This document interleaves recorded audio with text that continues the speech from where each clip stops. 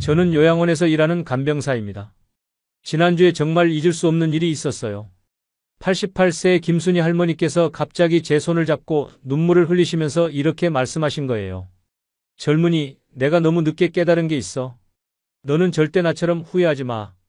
그날 할머니는 평소와 다르게 많은 이야기를 해주셨어요. 80년을 살아오면서 정말 뼈아프게 깨달은 5가지 인생의 진실에 대해서요. 처음엔 그냥 어르신의 옛날 이야기려니 했는데 듣다 보니 정말 중요한 이야기더라고요. 할머니가 말씀하시길 이런 진실들을 미리 알았다면 인생이 완전히 달라졌을 거라고 하시거든요. 그래서 오늘 여러분께 할머니의 이야기를 그대로 전해드리려고 해요. 특히 지금 30대, 40대, 50대이신 분들께는 정말 중요한 이야기가 될 거예요. 왜냐하면 할머니 말씀으로는 이 나이대에 깨달아야 나중에 후회하지 않는다고 하거든요. 할머니는 평생 성공적인 삶을 사셨어요. 남편분은 큰 회사 임원이셨고 자녀 3분 모두 훌륭하게 키우셨고 경제적으로도 여유롭게 사셨대요. 겉으로 보기엔 정말 부러운 인생이셨죠. 하지만 할머니가 하신 말씀은 충격적이었어요. 젊은이, 겉으로는 성공한 것 같아 보이지만 나는 정작 중요한 것들을 너무 많이 놓쳤어. 그게 지금도 너무 아파. 그럼 지금부터 할머니가 들려주신 5가지 인생의 진실을 여러분께 전해드리겠습니다. 혹시 이 이야기가 여러분의 인생에 작은 도움이라도 된다면 정말 좋겠어요. 젊은이, 첫 번째로 꼭 알아야 할 게 있어요. 시간은 정말로 되돌릴 수 없다는 거예요. 할머니는 이렇게 말씀을 시작하셨어요. 나는 평생 바쁘게 살았어요. 젊을 때는 시간이 무한할 것 같았거든요. 20대에는 아직 젊으니까 나중에 해도 돼. 30대에는 인생이 이제 시작이야.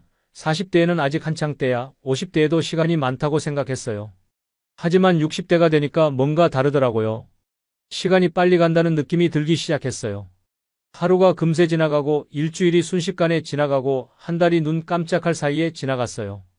70대가 되니까 더 심해졌어요. 이제는 1년이 마치 몇 달처럼 느껴져요. 왜 그럴까 생각해보니 젊을 때는 새로운 경험이 많아서 시간이 천천히 가는 것 같지만 나이가 들수록 일상이 반복되니까 시간이 빨리 가는 것 같더라고요. 그런데 정말 무서운 건 그 빨리 지나간 시간들 속에서 내가 정작 중요한 사람들과 보낸 시간이 너무 적다는 걸 깨달았을 때예요. 할머니의 가장 큰 후회는 부모님과의 시간이라고 하셨어요. 우리 어머니는 80세에 돌아가셨어요. 아버지는 78세에 세상을 떠나셨고요. 그분들이 살아계실 때는 나도 정말 바빴어요. 남편 뒷바라지하느라, 아이들 키우느라, 집안일 하느라. 어머니께서 가끔 전화하셔서 딸아, 시간 있을 때 한번 놀러와라 하시면 나는 항상 어머니, 이번 주는 바빠서 안 되고 다음 주에 꼭 갈래요 라고 대답했어요. 그런데 그 다음 주는 계속 밀려났어요. 또 다른 일이 생기고 또 바쁜 일이 있고 그러다가 어머니께서 갑자기 쓰러지셨어요. 심근경색이었어요. 병원에 입원하신 후 사흘 만에 돌아가셨어요. 어머니의 장례를 치르면서 나는 정말 많이 울었어요. 슬퍼서가 아니라 후회 때문이었어요. 왜 그때 시간을 내지 못했을까? 왜 항상 다음에 했을까? 어머니와 마지막으로 제대로 된 대화를 나눈 게 언제였는지도 기억이 안 났어요. 할머니 목소리가 떨리시더라고요. 어머니가 정말 원하셨던 건 돈도 아니고 선물도 아니었어요. 그냥 딸과 함께 차 한 잔 마시면서 이야기 나누는 시간이었을 거예요. 그런데 나는 그 소중한 시간을 계속 미뤘어요. 아버지의 경우는 더 가슴 아파요. 아버지는 은퇴하신 후에 많이 외로우셨을 거예요. 평생 바쁘게 일만 하시다가 갑자기 할 일이 없어지니까요. 가끔 딸아, 오늘 날씨가 좋네. 같이 산책이라도 할까? 하고 말씀하셨는데 나는 항상 아버지, 저 오늘 친구들이랑 약속이 있어서요. 다음에 꼭 같이 걸어요라고 했어요. 그런데 그 다음은 오지 않았어요. 아버지께서 갑자기 치매 증상을 보이기 시작하셨거든요. 처음에는 가벼운 건망증 정도였는데 점점 심해지셔서 나중에는 저를 알아보지도 못하셨어요. 그때서야 정말 늦었다는 걸 깨달았어요. 아버지와 함께 산책할 수 있는 시간은 영원히 지나가 버린 거예요.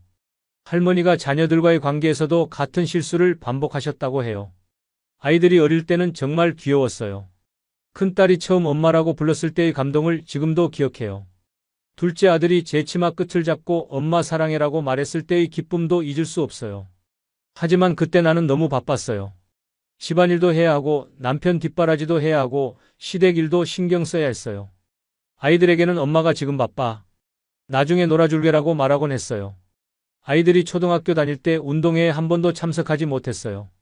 항상 다른 일이 있었거든요. 발표회도 마찬가지였어요. 다음에는 꼭 갈게라고 약속했지만 그 다음에도 또 다른 일이 생겼어요. 큰딸이 중학교에 입학할 때도 저는 시댁 제사 준비 때문에 참석하지 못했어요. 둘째 아들이 고등학교를 졸업할 때도 친정 어머니가 아프셔서 병원에 있었어요. 그때마다 미안하다. 엄마가 너희들을 위해서 열심히 살고 있는 거야 라고 말했어요. 아이들도 괜찮아요. 엄마라고 이해해줬어요. 하지만 지금 생각해보면 그것이 정말 아이들을 위한 것이었을까요? 아이들이 정말 원했던 건 비싼 옷이나 좋은 음식이 아니라 엄마와 함께 보내는 시간이었을 거예요. 할머니 표정이 정말 슬퍼 보이셨어요. 운동에서 다른 아이들은 엄마가 응원해주는데 자기만 혼자였을 때의 서운함, 발표회에서 자기 차례가 되었는데 엄마가 없었을 때의 실망감을 나는 몰랐어요. 지금 제 자녀들은 모두 결혼해서 각자의 가정을 꾸리고 살고 있어요. 손자, 손녀도 있고요. 하지만 아이러니하게도 이제 제게는 시간이 많은데 아이들은 바빠서 자주 만나기 어려워요. 큰딸은 일주일에 한 번 정도 안부 전화를 해요. 어머니, 안녕하세요? 건강하세요? 짧은 통화예요. 바쁘니까요. 둘째 아들은 한 달에 한 번 정도 아이들과 함께 놀러 와요. 하지만 아이들 돌보느라 바빠서 저와 긴 대화를 나누기는 어려워요. 가끔 제가 먼저 연락해서 시간 있을 때 한 번 놀러 와라고 말해요. 그러면 아이들이 네, 어머니. 이번 주는 바빠서 안 되고 다음 주에 꼭 갈게요 라고 대답해요. 예전에 제가 제 어머니께 했던 말과 똑같아요. 그때 깨달았어요. 시간은 정말로 되돌릴 수 없다는 것을, 지나간 순간은 아무리 후회해도 다시 올 수 없다는 것을. 하지만 할머니는 여기서 멈추지 않으시고 희망적인 조언도 해주셨어요. 젊은이, 나는 너무 늦게 깨달았지만 너희들은 아직 시간이 있어요. 지금이라도 소중한 사람들과 시간을 보내세요. 부모님이 살아계시다면 오늘 당장 안부 인사라도 드리세요. 자녀가 있다면 스마트폰을 내려놓고 아이와 눈을 마주치며 대화해 보세요. 나중에라는 말을 너무 자주 쓰지 마세요. 나중은 영원히 오지 않을 수도 있어요. 바쁘다는 핑계로 소중한 사람들과의 시간을 미루지 마세요. 그 바쁜 일들이 과연 가족보다 더 중요한가요? 일은 내가 없어도 돌아가지만 가족과의 관계는 내가 신경 쓰지 않으면 멀어져요. 시간의 무서운 점은 그것이 모든 사람에게 공평하다는 거예요. 부자든 가난한 사람이든 모든 사람에게 하루는 24시간이에요. 그리고 그 시간은 한 번 지나가면 절대 되돌릴 수 없어요. 저는 이제 88세예요. 통계적으로 봤을 때 앞으로 살 날이 얼마 남지 않았어요. 그래서 더욱 아쉬워요. 왜 진작 깨닫지 못했을까 하는 후회가 커요. 하지만 여러분은 아직 젊어요. 아직 시간이 있어요. 제가 겪은 후회를 여러분은 겪지 않으셨으면 좋겠어요. 지금 당장 소중한 사람들에게 연락해보세요. 오늘 저녁에는 가족과 함께 식사하면서 진솔한 대화를 나눠보세요. 할머니의 두 번째 이야기는 건강에 관한 것이었어요. 젊은이, 두 번째로 꼭 알아야 할 건 건강을 잃으면 정말 모든 게 무너진다는 거예요. 나는 젊을 때 건강을 공기처럼 당연한 것으로 여겼어요. 밤새 일을 해도 다음날 멀쩡했고 무리해도 금세 회복됐어요. 건강은 젊을 때 미천이라는 어른들 말씀을 들어도 그저 잔소리 정도로 생각했죠. 20대, 30대에는 체력이 넘쳤어요. 밤새 집안일을 하고도 다음날 또 할 수 있었어요. 40대, 50대에도 큰 문제 없이 지냈어요. 문제는 60대부터 시작됐어요. 남편 사업을 도우느라 정말 바쁘게 살았어요. 스트레스도 엄청났고요. 그런 생활을 10년 정도 계속했을 때 몸에 이상 신호가 나타나기 시작했어요. 처음에는 단순한 피로감이었어요. 요즘 일이 많아서 그런가 보다라고 생각했죠.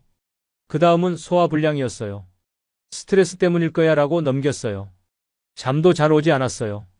밤에 누워도 걱정 때문에 잠들기 어려웠어요. 나중에 여유로워지면 다 괜찮아질 거야 라고 자위했어요. 식사도 불규칙했어요. 아침은 거르고 점심은 빨리 먹고 저녁은 늦게 먹거나 아예 안 먹는 날도 있었어요. 나중에 건강관리를 제대로 하지라고 생각했어요. 65세가 되던 해 정기건강검진에서 처음으로 이상 소견이 나왔어요. 혈압이 높았고 혈당도 높았어요. 의사 선생님이 생활 습관을 바꾸셔야 합니다라고 말씀하셨지만 저는 진지하게 받아들이지 않았어요. 좀 바쁘게 살아서 그런 거 아닐까? 약만 먹으면 되겠지라고 생각했어요. 하지만 상황은 점점 악화됐어요. 68세에는 당뇨 진단을 받았어요. 70세에는 고지혈증도 생겼어요. 그래도 여전히 약만 잘 먹으면 되라고 안일하게 생각했어요. 진짜 충격은 73세에 받은 정밀 검진에서였어요. 의사 선생님이 심각한 표정으로 말씀하시더라고요. 신장 기능이 많이 떨어졌습니다. 당뇨 합병증이 시작된 것 같아요. 즉시 치료를 받으셔야 합니다. 그때까지도 저는 별일 아니라고 생각했어요. 요즘 병원들이 환자를 겁주는 거 아니야? 라고 말이죠. 하지만 정밀검사 결과는 충격적이었어요. 당뇨 합병증으로 신장뿐만 아니라 눈에도 문제가 생겼다는 거였어요. 심장에도 이상이 있었고요. 병원에서 치료를 받는 동안 저는 정말 많은 것을 깨달았어요. 할머니가 눈물을 글썽이시더라고요. 우선 그토록 중요하게 여겼던 일들이 아무 의미 없어졌어요. 집안일이 걱정되긴 했지만 정작 제가 없어도 집은 돌아갔어요. 결국 제가 그렇게 없어서는 안 될 사람이 아니었던 거죠. 병원 침대에 누워서 천장을 바라보며 내가 지금까지 뭘 위해 이렇게 살았나라는 생각이 들었어요. 가족을 위해서 건강을 망쳤는데 그게 무슨 소용이 있을까요? 건강하지 않으면 아무것도 할 수 없는데 말이에요. 두 번째로 깨달은 것은 돈의 무력함이었어요. 그동안 돈만 있으면 모든 걸 해결할 수 있다고 생각했는데 건강 문제 앞에서는 돈도 별 소용이 없더라고요. 물론 좋은 병원에서 좋은 치료를 받을 수는 있었지만 이미 망가진 몸을 원래대로 되돌릴 수는 없었어요. 가장 힘들었던 것은 가족들에게 부담을 주게 된 거였어요. 남편은 매일 병원에 와서 간병을 해줬지만 그 얼굴에서 깊은 피로와 걱정을 읽을 수 있었어요. 자녀들도 번갈아가며 병문안을 왔지만 각자의 일과 가정 때문에 오래 머물 수는 없었죠. 특히 남편이 힘들어하는 모습을 보니까 정말 미안했어요. 그동안 저는 집안일에만 매달려서 남편에게 관심을 별로 기울이지 않았어요. 그런데 제가 아프니까 남편이 모든 것을 감당해야 했어요. 병원 일도 집안일도 모든 연락도 다 남편 몫이었어요. 남편은 한 번도 원망하는 소리를 하지 않았어요. 하지만 그래서 더욱 미안했어요. 치료 과정도 쉽지 않았어요. 당뇨 합병증 치료를 위해서는 강한 약물을 써야 했는데 부작용이 심했어요. 입맛이 없어져서 좋아하던 음식도 먹을 수 없었고 조금만 움직여도 숨이 차서 일상생활이 어려웠어요. 더 힘든 것은 정신적인 고통이었어요. 내가 언제까지 살 수 있을까? 가족들에게 짐이 되는 건 아닐까? 지금까지 내 인생은 의미가 있었을까? 같은 생각들이 머릿속을 맴돌았어요. 눈 치료도 받아야 했어요. 당뇨 합병증으로 망막에 출혈이 생겨서 레이저 치료를 받았어요. 시력이 점점 나빠져서 신문이나 책을 읽기 어려워졌어요. 그동안 읽기를 좋아했던 저에겐 큰 고통이었어요. 1년간의 치료 끝에 어느 정도 상태가 안정됐어요. 하지만 예전 같은 건강을 되찾을 수는 없었어요. 매일 아침 저녁으로 여러 가지 약을 먹어야 했고 한 달에 2번씩 병원에 가서 검사를 받아야 했어요. 음식도 가려서 먹게 됐고 단 음식은 완전히 끊어야 했어요. 퇴원 후에도 일상생활이 완전히 달라졌어요. 예전엔 하루 종일 바쁘게 움직였는데 이제는 조금만 무리해도 금세 지쳤어요. 계단을 오르는 것도 힘들어졌고 멀리 걷는 것도 어려워졌어요. 좋아하던 등산도 포기해야 했어요. 가장 힘든 것은 가족들에게 부담을 주게 된 거였어요. 남편은 제 병원 일정을 관리하고 약 챙기는 일까지 해야 했어요. 자녀들도 틈틈이 안부를 확인해야 했고 응급 상황에 대비해야 했어요. 제가 가족의 보호자가 아니라 보호받아야 할 사람이 된 거예요. 하지만 할머니는 이런 경험을 통해 깨달은 것도 많다고 하셨어요. 이런 경험을 통해 깨달은 것도 많아요. 건강이야말로 모든 것의 기초라는 것을 뼈저리게 느꼈어요. 아무리 많은 돈이 있어도 아무리 좋은 가족이 있어도 건강하지 않으면 아무것도 제대로 누릴 수 없어요. 또한 가족의 소중함도 다시 한번 깨달았어요. 제가 아플 때 곁에 있어준 사람들은 가족뿐이었어요. 다른 사람들은 대부분 멀어졌지만 가족은 끝까지 저를 돌봐줬어요. 지금도 늦지 않았다고 생각해요. 비록 완전한 건강을 되찾을 수는 없지만 지금이라도 건강관리를 소홀히 하지 않으려고 노력해요. 규칙적으로 약을 먹고 정기검진을 받고 적당한 운동을 하고 스트레스를 받지 않으려고 해요. 젊은이들에게 간절히 말하고 싶어요. 건강을 당연하게 여기지 마세요. 지금 당장 운동을 시작하세요. 금연 금주하세요. 규칙적으로 검진을 받으세요. 스트레스 관리를 하세요. 나는 아직 젊으니까 괜찮아라는 생각은 위험해요. 건강은 하루아침에 무너질 수 있어요. 특히 30대, 40대의 생활 습관이 50대, 60대의 건강을 결정해요. 성공을 위해 몸을 혹사시키지 마세요. 건강이 있어야 성공도 의미가 있어요. 건강을 잃으면 정말로 모든 것을 잃어요. 정기 건강검진을 꼭 받으세요. 그리고 이상소견이 나오면 절대 무시하지 마세요. 초기에 발견하면 치료할 수 있는 병들이 많아요. 하지만 방치하면 돌이킬 수 없게 돼요. 스트레스 관리도 중요해요. 스트레스는 모든 병의 원인이 돼요. 일이 아무리 바빠도 휴식 시간을 가지세요. 취미 활동을 하세요. 가족, 친구들과의 시간을 가지세요. 건강은 잃어버린 후에 소중함을 깨달아서는 안 되는 거예요. 지금 이 순간부터 건강 관리를 시작하세요. 미래의 여러분이 지금의 선택에 감사할 거예요. 할머니의 세 번째 이야기는 친구 관계에 대한 것이었어요. 젊은이, 세 번째로 알아야 할 건 진짜 친구는 손가락으로 셀 정도라는 거예요. 저는 80년을 살아오면서 깨달았어요. 진정한 친구는 정말 드물다는 것을요. 젊을 때 저는 인맥이 넓다고 자부했어요. 학교 친구들, 동네 사람들, 교회 사람들, 각종 모임에서 만난 사람들. 전화번호부에는 수백 명의 연락처가 들어 있었어요. 모임에서는 항상 인기가 많았어요. 제가 이야기를 하면 다들 관심 있게 들어줬고 제 농담에 웃어줬어요. 각종 모임에서도 빠지지 않는 멤버였고요. 특히 남편이 사업을 할 때는 더욱 그랬어요. 사람이 재산이다라는 말을 믿으며 온갖 모임에 참석했어요. 동창회, 향후회, 부녀회, 교회 모임.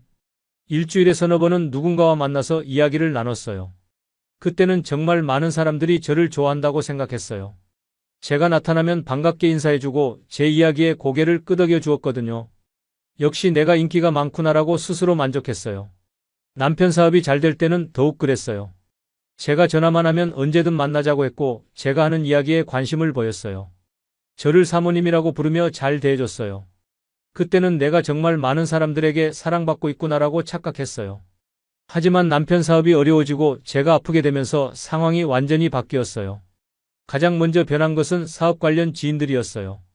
예전에는 제가 전화만 하면 언제든 만나자고 했던 사람들이 갑자기 바쁘다는 핑계로 만남을 피하기 시작했어요. 잠깐 도움 좀 부탁할 게 있는데라고 말했을 때 그동안 저에게 온갖 친절을 베풀던 사람들의 진짜 모습을 알게 됐어요. 지금 저희도 어려워서요. 다른 곳에 투자해서 여유가 없어요. 등등 온갖 이유로 거절당했어요. 특히 충격적이었던 것은 평소에 가장 가깝다고 생각했던 몇 사람의 반응이었어요. 한 사람은 언니 저도 요즘 어려워서요라고 하면서 그 다음 주에 새 차를 샀더라고요. 또 다른 사람은 제가 도와드리고 싶지만이라고 말하면서 아예 연락을 끊어버렸어요. 더 충격적이었던 것은 각종 모임에서의 일이었어요. 그동안 제가 자주 모임비를 내고 간식 비용도 부담했었는데 사정이 어려워져서 몇 번 참석하지 못했더니 아예 연락이 오지 않더라고요. 나중에 들어보니 제가 없는 사이에도 모임은 계속되고 있었어요. 한 번은 우연히 그 모임 사람들을 마트에서 만났어요. 서로 어색해하면서 언니 연락드리려고 했는데라고 말했지만 그 이후에도 연락은 오지 않았어요. 결국 제가 돈을 낼 때만 필요한 사람이었던 거죠. 병원에 입원했을 때는 더욱 확실히 깨달았어요. 수백 명의 지인 중에서 문병을 온 사람은 손에 꼽을 정도였어요. 그마저도 의례적으로 잠깐 들렀다가 가는 수준이었죠. 정말 가슴 아팠던 것은 평소에 가장 가깝다고 생각했던 몇몇 사람들조차 소식을 전해도 모른 척했다는 거예요. 바빠서 못 갔어요. 병원을 워낙 싫어해서라는 핑계들을 들었어요. 하지만 정말 마음이 있었다면 바쁘더라도 잠깐은 시간을 낼 수 있었을 거예요. 결국 저는 그들에게 그 정도 가치밖에 없는 사람이었던 거예요. 반면에 정말 예상치 못한 사람들이 진심 어린 관심을 보여줬어요. 20년 전에 함께 동네 부녀회를 했던 후배가 매주 과일을 사가지고 와서 안부를 물었어요. 이사 간 지 오래됐는데도 불구하고 말이에요. 그 후배는 언니가 어려울 때 저를 많이 도와주셨잖아요 라고 말했어요. 동네 슈퍼 아주머니가 이번 소식을 듣고 손수 만든 미역국을 가져다 주셨어요. 특별히 가까운 사이도 아니었는데 우리 동네 사람이 아프다는데 그냥 넘어갈 수 없어서라고 하시더라고요. 그 미역국을 먹으면서 정말 감동받았어요. 오래전에 이사간 이웃 아주머니가 멀리서 찾아와 언니 몸조리 잘하세요 라며 위로해 주셨어요. 10년 전에 이사 가신 분인데 누군가를 통해 소식을 듣고 오셨다고 했어요. 딱히 친하게 지내지도 않았는데 이렇게 찾아와 주신 것이 고마웠어요. 가장 놀라웠던 것은 고등학교 동창회 방문이었어요. 졸업 후 50년 넘게 연락하지 않았던 친구였는데 동창회 연락망을 통해 소식을 듣고 찾아왔어요. 야, 너 왜 아프냐? 우리가 언제까지 살겠나라며 걱정해 주더라고요. 그때 깨달았어요. 진정한 친구란 내가 잘 나갈 때 옆에 있는 사람이 아니라 내가 어려울 때 함께 해주는 사람이라는 것을요. 내 지위나 재산과 상관없이 나라는 사람 자체를 좋아해주는 사람이라는 것을요. 퇴원 후에도 이런 경험은 계속됐어요. 예전에 자주 만나던 사람들과는 점점 연락이 뜸해졌어요. 제가 더 이상 그들에게 도움이 되지 않는다는 것을 서로 알고 있었기 때문일 거예요. 억지로 연락을 해봐도 어색한 분위기는 감출 수 없었어요. 다양한 모임들도 마찬가지였어요. 건강상 참석하기 어려워지면서 자연스럽게 멀어졌어요. 처음에는 서운하고 외로웠어요. 내가 그렇게 많은 사람들과 친하게 지냈는데라는 생각이 들었죠. 하지만 시간이 지나면서 이것이 자연스러운 일이라는 것을 받아들이게 됐어요. 오히려 이제는 몇 안 되는 진정한 친구들과의 관계가 더욱 소중해졌어요. 고등학교 동창 친구는 지금도 한 달에 한 번씩 만나요. 별다른 목적도 없이 그냥 차나 한 잔 마시면서 이야기를 나눠요. 옛날 이야기도 하고 요즘 걱정거리도 털어놓고요. 20년 전 후배도 가끔 연락을 줘요. 지금은 본인도 아이들이 다 커서 시간이 좀 있는데 가끔 조언을 구하기도 하고 그냥 안부를 묻기도 해요. 그럴 때마다 정말 고맙다는 생각이 들어요. 이웃 아주머니와도 가끔 만나요. 둘 다 나이가 들어서 건강 이야기를 많이 하는데 서로 위로가 돼요. 우리 나이에 건강이 최고지라며 웃기도 하고 자식들 걱정 얘기하며 격려해 주기도 해요. 지금 88세가 되어 돌아보니 진정한 의미에서 친구라고 부를 수 있는 사람은 정말 손에 꼽아요. 초등학교 때부터 알고 지낸 친구 1명, 고등학교 동창 1명, 어려울 때 진심으로 도와준 후배 몇 명, 이웃 아주머니 1분. 이게 전부예요. 하지만 이제는 그것으로 충분하다고 생각해요. 수백 명의 피상적인 지인보다 1명의 진정한 친구가 더 소중하다는 것을 깨달았거든요. 그들과 함께 나누는 대화는 어떤 화려한 모임보다도 의미 있고 그들의 따뜻한 관심은 어떤 사회적 성공보다도 가치 있어요. 이제 저는 새로운 사람들과 인맥을 쌓으려고 노력하지 않아요. 대신 지금 있는 몇 명의 진정한 친구들과의 관계를 더욱 소중히 여겨요. 자주 연락하고 가끔 만나서 이야기를 나누고 서로의 안부를 확인해요. 젊은이들에게 조언하고 싶어요. 인맥 쌓기에만 몰두하지 마세요. 진정한 우정을 키워가세요. 상대방의 지위나 능력이 아니라 인품을 보고 사귀세요. 그리고 내가 먼저 진정한 친구가 되려고 노력하세요. 진정한 친구가 되려면 상대방이 어려울 때 외면하지 말고 함께해 주어야 해요. 상대방의 성공을 진심으로 축하해주고 실패했을 때는 위로해 주어야 해요. 이익관계가 아닌 순수한 우정을 나누어야 해요. 또한 너무 많은 사람들과 친해지려고 하지 마세요. 진정한 우정은 깊이가 중요해요. 얕은 관계를 100개 가지는 것보다 깊은 관계를 10개 가지는 것이 더 좋아요. 그리고 그 깊은 관계를 평생 유지하려고 노력하세요. 진정한 친구는 인생의 가장 큰 보물이에요. 돈이나 명예는 잃어도 다시 얻을 수 있지만 진정한 친구는 한번 잃으면 다시 만들기 어려워요. 그러니 지금 곁에 있는 소중한 사람들을 더욱 소중히 여기세요. 할머니의 네 번째 이야기는 자녀와의 관계에 대한 것이었어요. 젊은이 네 번째로 알아야 할 건 자식들도 자기 인생이 있다는 거예요. 이건 정말 받아들이기 어려운 진실이었어요. 나는 평생 자식들을 위해 살았다고 생각했거든요. 임신했을 때부터 아이들을 위해 몸조리를 했고 태교도 열심히 했어요. 아이들이 태어나서는 밤잠을 설쳐가며 돌봤고 아프면 밤새 간호했어요. 아이들이 자라면서는 좋은 것만 먹이려고 했고 좋은 옷만 입히려고 했어요. 교육비를 위해서 제가 하고 싶은 것들을 다 포기했어요. 학원비를 위해서 새 옷 사는 것도 참았고 과외비를 위해서 친구들과의 모임도 줄였어요. 아이들 대학 등록금을 위해서는 제가 아르바이트까지 했어요. 그때는 당연한 일이라고 생각했어요. 부모가 자식을 위해서 희생하는 건 당연하다고 여겼어요. 그리고 아이들도 부모인 저를 당연히 필요로 할 거라고 믿었어요. 아이들이 어릴 때는 정말 그랬어요. 엄마, 엄마 하면서 저만 찾았어요. 제가 없으면 안 된다는 느낌이 들었어요. 아이들이 저를 의지하고 사랑한다는 걸 느낄 수 있었어요. 하지만 아이들이 자라면서 조금씩 달라지기 시작했어요. 중학교, 고등학교가 되면서 친구들과 보내는 시간이 많아졌어요. 저보다는 친구들의 말을 더 중요하게 여기기 시작했어요. 그래도 괜찮다고 생각했어요. 성장하는 과정이니까 그럴 수 있다고 여겼어요. 대학에 가서도 마찬가지였어요. 집에 있는 시간보다 밖에 있는 시간이 더 많아졌어요. 하지만 저는 여전히 아이들이 저를 필요로 한다고 생각했어요. 용돈도 보내주고 반찬도 해서 가져다주고 아프면 간병도 해줬어요. 진짜 변화는 아이들이 결혼하고 나서부터였어요. 이제는 각자의 가정이 생겼으니까 당연히 바빠질 거라고 생각했어요. 하지만 곧 돌아올 거라고 믿었어요. 그런데 시간이 지날수록 연락이 줄어들더라고요. 처음에는 일주일에 한 번씩 안부 전화가 왔는데 나중에는 한 달에 한 번, 그 다음에는 명절이나 생일 때만 연락이 왔어요. 제가 먼저 연락하면 엄마, 지금 좀 바빠요. 나중에 다시 전화드릴게요라고 하는데 그 나중은 잘 오지 않았어요. 손자, 손녀가 생기면서는 더욱 그랬어요. 아이들의 관심이 온통 자기 자녀들에게만 쏠려 있었어요. 저는 이제 가끔 안부나 묻는 정도의 존재가 되어버렸어요. 처음에는 서운했어요. 내가 이렇게 희생해서 키웠는데라는 생각이 들었어요. 하지만 시간이 지나면서 깨달았어요. 이게 자연스러운 일이라는 것을요. 아이들도 이제 어른이 되어서 각자의 인생을 살아가고 있는 거예요. 저도 젊었을 때를 생각해보니 마찬가지였어요. 결혼하고 아이가 생기면서 부모님보다는 제 가정에 더 신경을 썼거든요. 이제는 이해해요. 아이들이 저를 사랑하지 않는 게 아니라 각자의 삶이 있는 거라는 걸요. 그리고 그게 건강한 거라는 것도요. 부모에게 의존해서 사는 것보다는 독립적으로 살아가는 게 더 좋은 거잖아요. 하지만 이걸 받아들이는 과정은 쉽지 않았어요. 외로움을 많이 느꼈어요. 특히 명절 때는 더욱 그랬어요. 예전에는 온 가족이 모여서 북적거렸는데 이제는 각자 바빠서 오는 사람도 적고 와도 금방 가버려요. 그때 깨달았어요. 내가 아이들에게 너무 많은 기대를 했구나. 아이들이 평생 저를 필요로 할 거라고 착각했구나. 그래서 이제는 기대를 낮췄어요. 아이들이 연락을 안 해도 서운해하지 않으려고 노력해요. 대신 제가 먼저 안부 인사를 해요. 부담 주지 않는 선에서요. 그리고 제 자신의 삶을 만들어 가려고 노력해요. 아이들에게만 의존하지 않고 제 나름대로 하루하루를 의미 있게 보내려고 해요. 요양원에 와서도 마찬가지예요. 처음에는 아이들이 저를 요양원에 보낸 게 서운했어요. 하지만 지금은 이해해요. 아이들도 각자 바쁜 생활이 있는데 저를 돌보기가 쉽지 않았을 거예요.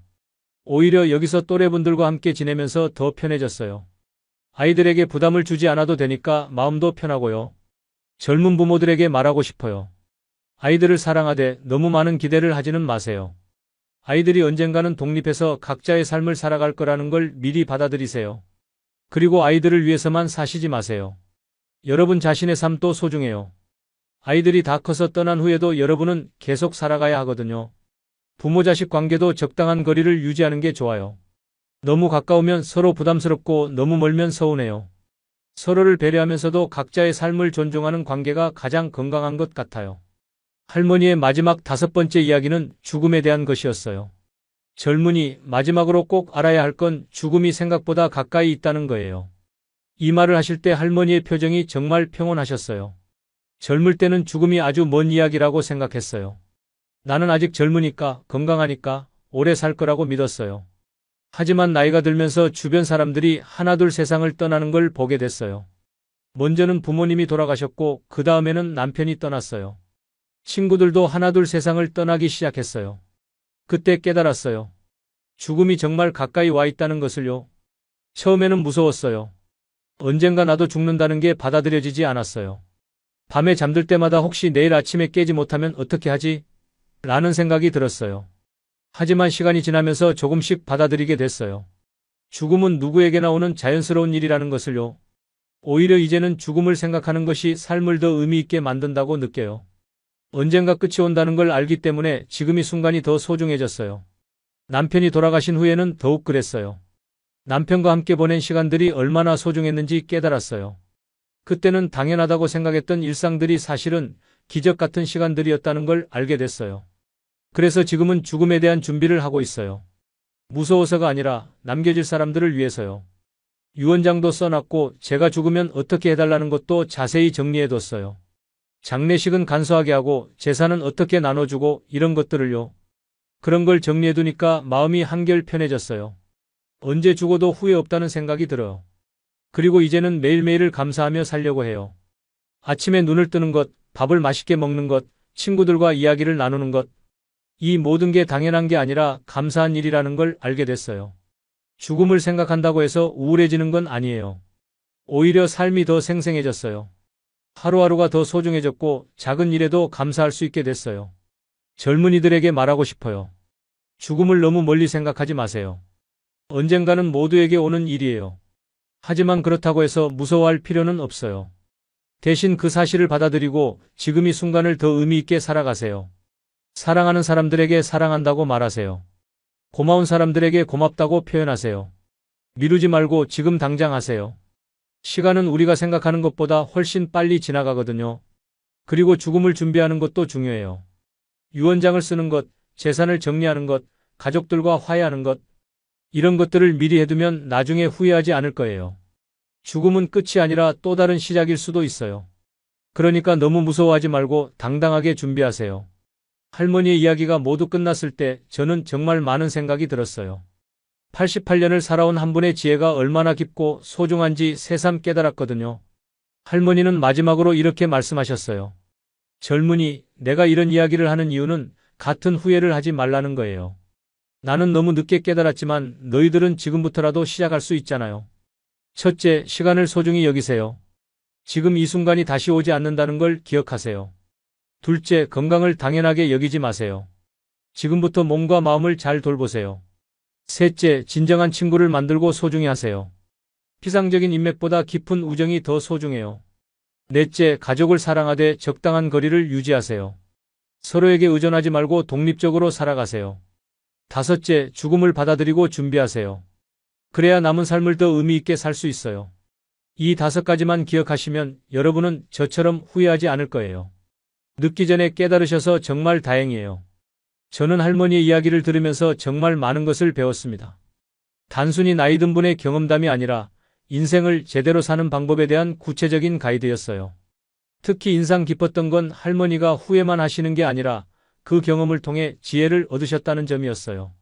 그리고 그 지혜를 젊은 세대에게 전해주고 싶어 하셨다는 점이요. 지금 이 영상을 보고 계신 분들 중에도 비슷한 고민을 하고 계신 분들이 많을 거예요. 특히 30대, 40대, 50대 분들은 할머니 이야기에 많은 부분 공감하실 거예요. 하지만 할머니 말씀처럼 지금이라도 늦지 않았어요. 오히려 미리 알게 된 것이 정말 다행이에요. 오늘부터 할머니가 알려주신 5가지를 하나씩 실천해 보시는 건 어떨까요? 시간 소중히 여기기, 건강 챙기기, 진정한 관계 만들기, 적절한 거리 유지하기, 준비된 삶 살기. 작은 변화가 큰 차이를 만듭니다. 할머니가 보여주신 것처럼 우리도 후회 없는 인생을 살 수 있어요. 다음 영상에서는 행복한 노년을 위한 구체적인 준비 방법에 대해 더 자세히 알아보겠습니다. 할머니께서 알려주신 또 다른 지혜들이 있거든요.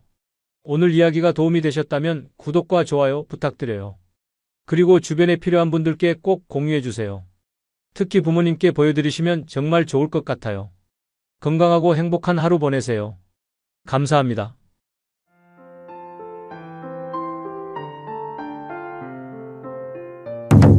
안녕하세요. 저는 30년간 재활의학과에서 일해온 김재현 의사입니다.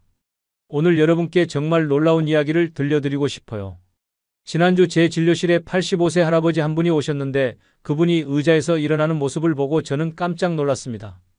팔에 힘을 전혀 쓰지 않고 마치 20대 청년처럼 자연스럽게 일어서시는 거예요.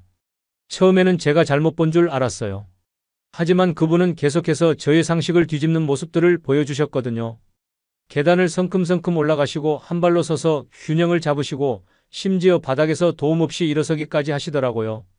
그날 저는 의학 교과서를 다시 펼쳤습니다. 정말 나이가 들면 모든 기능이 떨어지는 게 당연한 걸까? 혹시 우리가 노화에 대해 잘못 알고 있는 건 아닐까? 30년간 수많은 고령 환자분들을 진료하면서 저는 놀라운 사실을 발견했어요. 같은 나이라도 어떤 분들은 놀라울 정도로 젊은 몸을 유지하고 계시더라고요. 그런 분들에게는 공통점이 있었습니다. 오늘은 그 공통점, 즉 나이가 들어도 건강을 유지하는 분들이 가진 8가지 특별한 능력에 대해 말씀드리려고 해요. 혹시 이 중에서 몇 가지라도 여러분이 할 수 있다면 여러분은 정말 특별한 분이에요.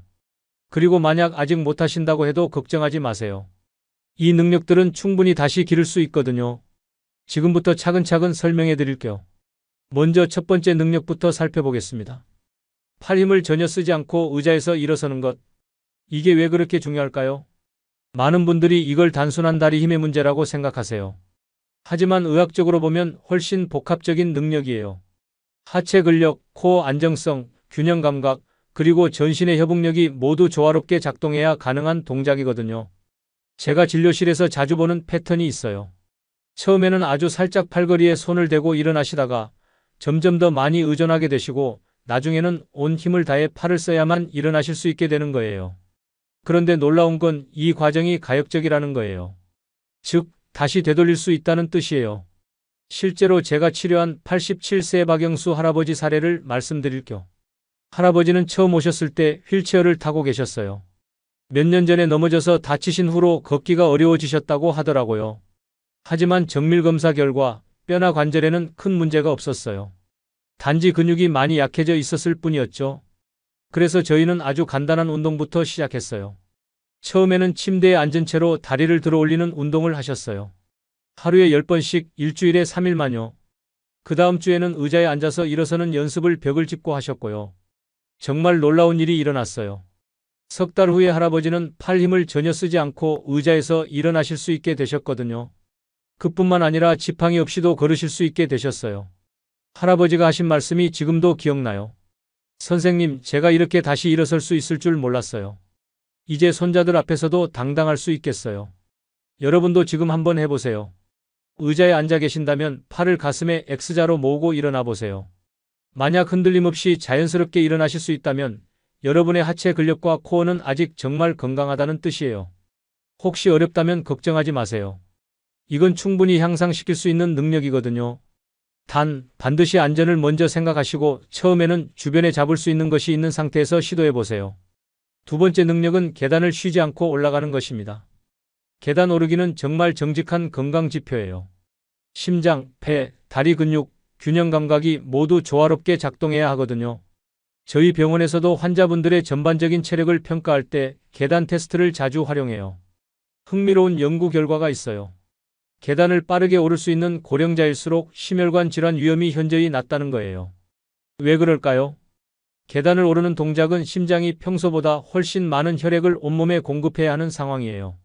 마치 자동차 엔진이 언덕을 오를 때 더 많은 힘을 내야 하는 것과 비슷하죠. 건강한 심장은 이런 상황에 잘 적응하지만 그렇지 않은 심장은 금세 무리가 와요. 제가 기억하는 82세 김순자 할머니 이야기를 해드릴게요. 할머니는 처음 오셨을 때 계단 한 층도 오르기 힘들어 하셨어요. 가슴이 답답하고 숨이 차서 중간에 꼭 쉬어야 한다고 하시더라고요. 검사 결과 심장에 큰 문제는 없었지만 심폐지구력이 많이 떨어져 있었어요. 그래서 할머니께 아주 천천히 안전하게 운동을 시작하도록 도와드렸죠. 처음에는 복도에서 평지 걷기부터 시작했어요. 하루 10분씩 일주일에 3일만요. 그 다음에는 계단 한 칸씩 오르는 연습을 했고요. 중요한 건 절대 무리하지 않는 거였어요. 정말 놀라운 변화가 일어났어요.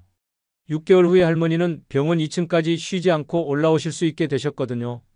얼굴도 훨씬 밝아지셨고 숨도 차지 않으셨어요. 할머니가 하신 말씀이 인상 깊었어요. 선생님, 이제 백화점에 가서도 에스컬레이터 타지 않고 계단으로 올라가요. 젊은 사람들보다 빨라요. 계단 오르기는 단순한 운동이 아니라 삶의 질과 직결되는 능력이에요. 계단을 자유롭게 오를 수 있다면 어디든 갈 수 있고 무엇이든 할 수 있거든요. 혹시 지금 계단이 힘드시다면 절대 포기하지 마세요. 하지만 반드시 의사와 상담 후에 안전한 범위에서 시작하시길 바라요. 세 번째 능력은 눈을 감고 한 발로 30초 동안 서 있는 것입니다. 균형 감각은 나이가 들면서 가장 먼저 떨어지는 기능 중 하나예요. 하지만 동시에 가장 중요한 기능이기도 하죠. 왜냐하면 균형을 잃으면 낙상으로 이어지고 낙상은 고령자에게 정말 위험하거든요. 균형 감각은 생각보다 복잡한 시스템이에요. 귀 속의 전정기관, 눈에서 오는 시각 정보, 발바닥과 관절에서 오는 감각, 그리고 이 모든 걸 통합하는 뇌의 기능까지 모두 조화롭게 작동해야 해요. 놀라운 건 이 중 어느 하나가 문제가 생겨도 다른 기관들이 보상할 수 있다는 거예요. 하지만 그러려면 지속적인 훈련이 필요해요. 제가 치료한 80세 이정자 할머니 사례를 말씀드릴게요. 할머니는 몇 달 전에 집에서 넘어져서 손목을 다치신 후로 걷는 게 무서워지셨다고 하더라고요. 선생님, 또 넘어질까봐 무서워서 밖에 나가기도 싫어요. 화장실 갈 때도 벽을 짚고 가요. 검사해보니 할머니의 균형 감각이 많이 떨어져 있었어요. 눈을 감고 한 발로 서는 건 고사하고 눈을 뜨고도 한 발로 서기 어려워하셨거든요. 하지만 균형 감각은 훈련으로 충분히 향상시킬 수 있어요. 할머니와 함께 아주 안전한 환경에서 연습을 시작했죠. 처음에는 양손으로 난간을 잡고 한 발로 3초씩 서는 연습부터 했어요. 그 다음에는 한 손만 대고 그 다음에는 손가락 한 개만 대고 이런 식으로 점진적으로 난이도를 높여갔죠. 정말 놀라운 변화였어요. 3개월 후에 할머니는 눈을 감고도 한 발로 20초 이상 서 계실 수 있게 되셨거든요. 그리고 가장 중요한 건 넘어질까봐 하는 두려움이 사라지셨다는 거예요. 선생님, 이제 밤에 화장실 갈 때도 무섭지 않아요. 산책도 다시 나가기 시작했어요. 균형 감각이 좋다는 건 단순히 넘어지지 않는다는 의미가 아니에요. 그건 뇌의 여러 기능이 아직 잘 작동하고 있다는 뜻이고 앞으로도 독립적인 생활을 유지할 수 있다는 뜻이에요. 혹시 지금 여러분도 한번 해보세요. 안전한 곳에서 잡을 수 있는 게 근처에 있는 상태에서 한 발로 서보시는 거예요. 10초만 서 계실 수 있어도 정말 훌륭한 거예요. 네 번째 능력은 바닥에서 도움 없이 일어서는 것입니다. 이 동작은 정말 전신의 협응력을 보여주는 최고의 테스트예요. 다리 근력, 코어 안정성, 팔의 지지력, 유연성, 균형 감각, 그리고 전신의 조율 능력까지 모든 게 필요하거든요. 많은 고령자분들이 어느 순간부터 바닥을 피하기 시작해요. 손자와 놀 때도 물건을 줍을 때도 바닥에 앉는 걸 꺼려 하시죠. 왜냐하면 다시 일어설 자신이 없기 때문이에요. 하지만 이런 회피가 계속되면 관련 근육들이 더욱 약해지고 결국 정말로 할 수 없게 되는 악순환에 빠져요. 제가 기억하는 84세 최영호 할아버지 이야기를 해드릴게요. 할아버지는 처음 오셨을 때 선생님, 저는 이제 바닥에 앉으면 일어날 수가 없어요. 그래서 손자들과도 제대로 놀아줄 수가 없어요 라고 하시더라고요. 실제로 바닥에 앉아보시라고 했더니 정말 혼자서는 일어나기 어려워하셨어요. 하지만 근육 자체에는 큰 문제가 없었어요. 단지 조율이 안 되고 있었을 뿐이었죠. 그래서 단계별로 연습을 시작했어요. 처음에는 침대 가장자리에 앉았다가 일어나는 연습부터 했고 그 다음에는 점점 낮은 곳에서 시도해 보셨어요. 중요한 건 절대 무리하지 않고 항상 안전한 환경에서 하는 거였어요. 몇 달 후 정말 감동적인 순간이 왔어요. 할아버지가 바닥에 앉았다가 도움 없이 스스로 일어나신 거예요. 그때 할아버지 표정을 잊을 수가 없어요. 선생님, 이제 손자들과 바닥에서 마음껏 놀 수 있겠어요. 바닥에서 일어날 수 있다는 건 단순한 신체 능력 이상의 의미가 있어요. 그건 인생을 제약 없이 살 수 있다는 뜻이거든요. 혹시 지금 이 능력이 어렵다고 느끼신다면 절대 혼자 시도하지 마세요. 반드시 주변에 도움을 줄 수 있는 사람이 있을 때, 그리고 전문가의 지도 하에 안전하게 연습하시길 바라요. 5번째 능력은 5kg 정도의 물건을 들고 10분간 걷는 것입니다. 이건 기능적 근력이라고 하는 건데요. 단순히 무거운 걸 들 수 있다는 게 아니라 일상생활에서 실제로 필요한 힘을 유지할 수 있느냐의 문제예요. 5kg이면 큰 쌀포대나 장본 가방 정도의 무게예요. 이 정도를 들고 걸을 수 있다면 일상생활에서 필요한 대부분의 활동을 혼자 할 수 있다는 뜻이에요. 나이가 들면서 근육량은 자연스럽게 줄어들어요. 하지만 적절한 자극을 계속 주면 놀라울 정도로 유지되고 심지어 늘어나기도 해요. 제가 치료한 79세 박미자 할머니 사례를 말씀드릴게요. 할머니는 몇 년 전부터 장을 볼 때마다 힘들어 하셨다고 해요. 예전에는 한 번에 다 들고 올 수 있었는데 이제는 여러 번 나눠서 가져와야 한다고 하시더라고요. 선생님, 요즘은 우유 한 팩 들고 가는 것도 힘들어요. 이래서 어떻게 혼자 살아요? 검사 결과 할머니의 근력이 많이 떨어져 있었어요. 하지만 관절이나 뼈에는 문제가 없었죠. 그래서 안전한 근력 운동을 시작하기로 했어요. 처음에는 페트병에 물을 반만 채워서 들어올리는 운동부터 시작했어요. 하루에 10번씩 일주일에 3일만요. 그 다음에는 점점 무게를 늘려갔고요. 정말 놀라운 변화였어요. 6개월 후에 할머니는 5kg 쌀포대를 혼자 들고 다닐 수 있게 되셨거든요. 그뿐만 아니라 전반적인 활력도 훨씬 좋아지셨어요. 선생님, 이제 장 보는 게 즐거워졌어요. 혼자서도 뭐든 할 수 있다는 자신감이 생겼어요. 근력은 나이와 상관없이 향상시킬 수 있어요. 단, 반드시 본인의 상태에 맞는 강도로 안전하게 해야 해요. 무리하면 오히려 다칠 수 있거든요. 6번째 능력은 3분간 빠른 걸음으로 걷는 것입니다. 걷기는 정말 완벽한 운동이에요. 특히 빠른 걸음으로 걷는 건 심장, 폐, 혈관, 근육을 모두 자극하는 최고의 유산소 운동이거든요. 연구 결과에 따르면 빠르게 걸을 수 있는 고령자일수록 수명이 길고 치매 위험도 낮다고 해요. 왜 그럴까요? 빠르게 걷기 위해서는 심장이 빠르게 뛰어야 하고 혈액이 온몸에 잘 공급되어야 하고 뇌에도 충분한 산소가 가야 해요. 이 모든 게 잘 작동한다는 건 전신이 건강하다는 뜻이죠. 제가 기억하는 81세 김대수 할아버지 이야기를 해드릴게요. 할아버지는 젊었을 때 마라톤을 즐기셨던 분이에요. 하지만 몇 년 전부터 걸음이 느려지기 시작하셨다고 해요. 선생님, 예전에는 젊은 사람들보다 빨리 걸었는데 이제는 강아지 산책시키는 할머니들보다도 느려요. 검사해보니 심폐기능이 많이 떨어져 있었어요. 하지만 심장에 특별한 병이 있는 건 아니었죠. 단지 오랫동안 사용하지 않아서 기능이 떨어진 거였어요. 그래서 천천히 안전하게 걷기 운동을 다시 시작하기로 했어요. 처음에는 평소 속도로 10분 걷기부터 시작했고 점점 속도와 시간을 늘려갔어요. 정말 놀라운 변화였어요. 1년 후에 할아버지는 다시 빠른 걸음으로 30분 이상 걸으실 수 있게 되셨거든요. 그리고 가장 중요한 건 삶의 활력이 돌아오셨다는 거예요. 선생님, 이제 어디든 걸어다니고 싶어요. 버스 정류장까지 뛰어갈 수도 있어요. 빠르게 걷는 능력은 단순한 체력의 문제가 아니에요. 그건 인생을 적극적으로 살아갈 의욕의 표현이기도 해요. 혹시 요즘 걸음이 느려지셨다고 느끼신다면 절대 당연하게 받아들이지 마세요. 안전한 범위에서 조금씩 속도를 높여보시길 바라요. 7번째 능력은 복잡한 동작을 순서대로 정확하게 수행하는 것입니다. 이건 단순한 신체 능력이 아니라 뇌와 몸이 얼마나 잘 협력하고 있느냐를 보여주는 지표예요. 예를 들어 앉았다가 일어서서 걷기, 방향 바꾸기, 다시 앉기 같은 일련의 동작을 실수 없이 할 수 있느냐 하는 거죠. 나이가 들면서 가장 무서운 건 치매예요.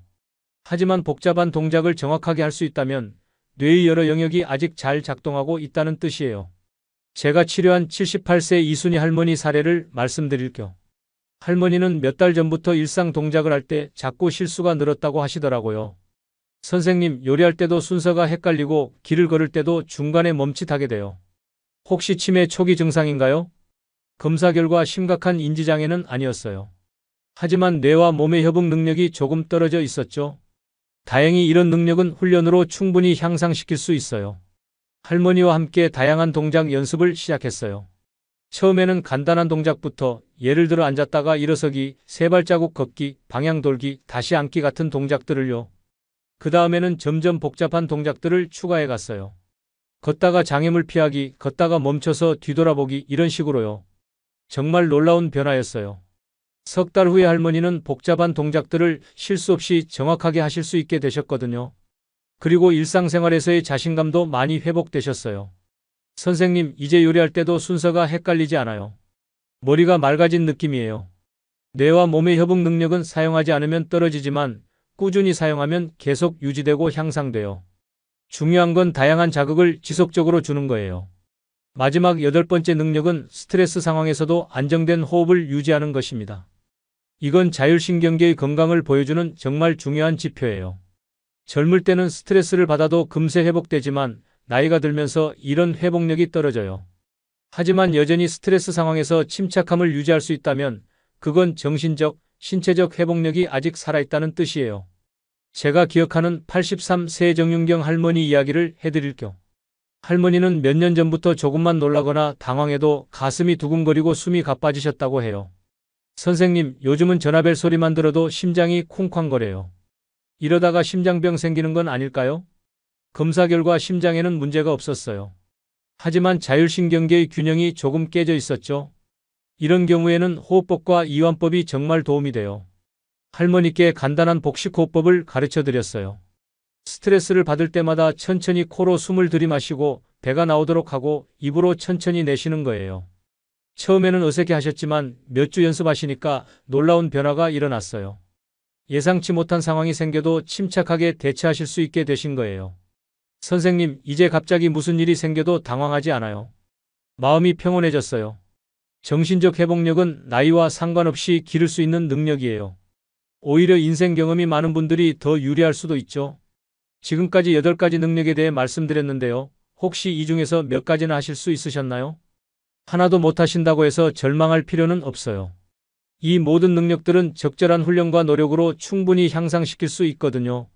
중요한 건 포기하지 않는 마음이에요. 그리고 반대로 대부분을 하실 수 있다면 여러분은 정말 특별한 분이에요. 같은 나이의 다른 분들보다 훨씬 건강하게 나이 들고 계신다는 뜻이거든요.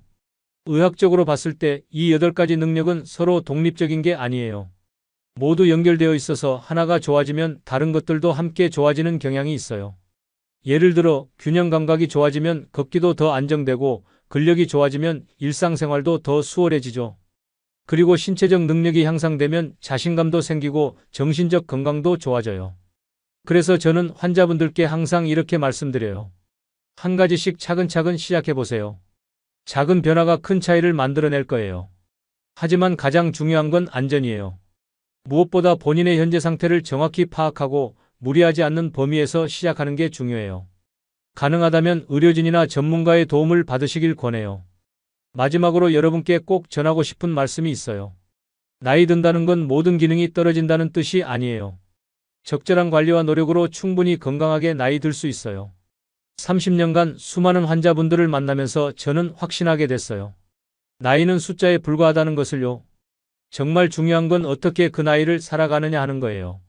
오늘 말씀드린 8가지 능력 하나씩 차근차근 시작해보세요. 분명히 여러분의 인생에 긍정적인 변화가 일어날 거예요.